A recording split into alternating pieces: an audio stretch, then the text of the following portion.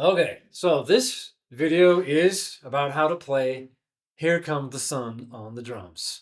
Here Comes the Sun, of course, recorded by the Beatles, written by the great George Harrison, and Ringo Starr as the drummer.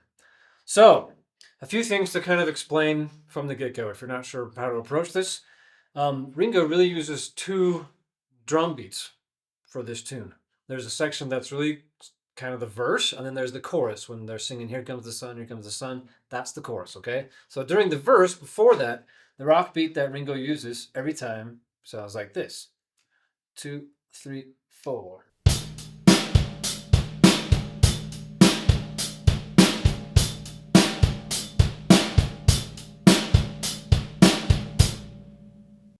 Okay? Then when he goes to that chorus part, when the song gets to the chorus, he changes the rock beat to sound like this: 2, 3, 4.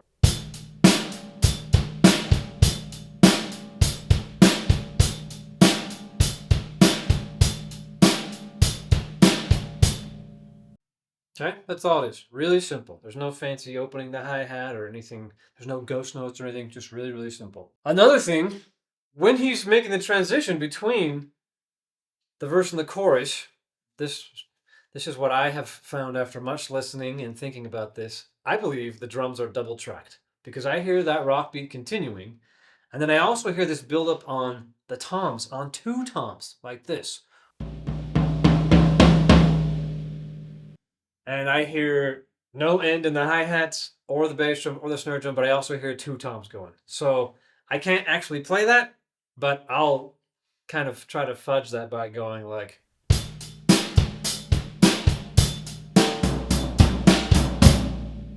I don't think there's any way he's doing something like that. That's kind of goofy. But if you listen closely, right before the chorus, you'll hear there's a little tom build-up. I think it's double tracked. It's my guess. For the fills, okay, I had a lot of time listening to these fills. And in my opinion, there are times when Ringo is playing 2 or 3 quick notes with one hand. And I wouldn't normally think that a drummer would do this because I don't know of any other time of a rock drummer doing this. I'm sure it's been done. But playing fills like this is pretty rare. But if you look at a video of when the Beatles played on the Ed Sullivan Show for the first time, and you look at I Want to Hold Your Hand, and you see him come out of the chorus right before, or sorry, come out of the verse right before the chorus, he plays fills where clear as day, he's playing 3 notes, da-da-da, da-da-da, with both hands. So if I hadn't have seen that for myself, I'm not sure I would have believed he was doing it, but I think he's doing some of that in this tune. So he's doing lots of times, I think the right hand plays sort of eighth notes and goes like this. Or, and at the same time with his left hand, he's playing multiple notes. Like that. And I think it kind of creates the illusion that we just hear ba-da-da, da-da-da. But I believe he's using 2 hands because you can hear 2 toms at a time, or you can hear tom and snare drum if you listen closely. Okay, so there's that. You'll see some of that. In the bridge part, I don't think it's important too much to be counting and being aware of where all the bars begin and end, but in my opinion, there's a 3/8 bar in there, which is what makes it kind of funky. And then the fill bar where Ringo plays the fill is a 7/8 bar.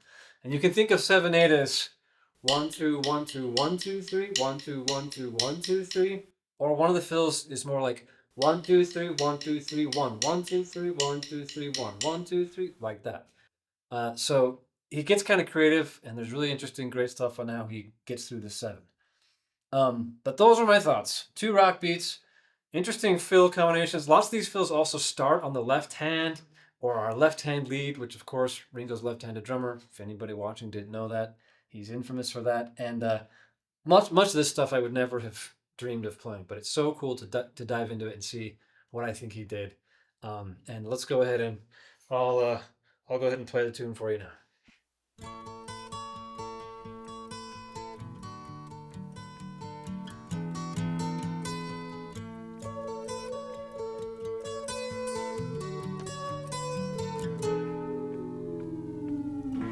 Comes the sun, here comes the sun, I say it's alright.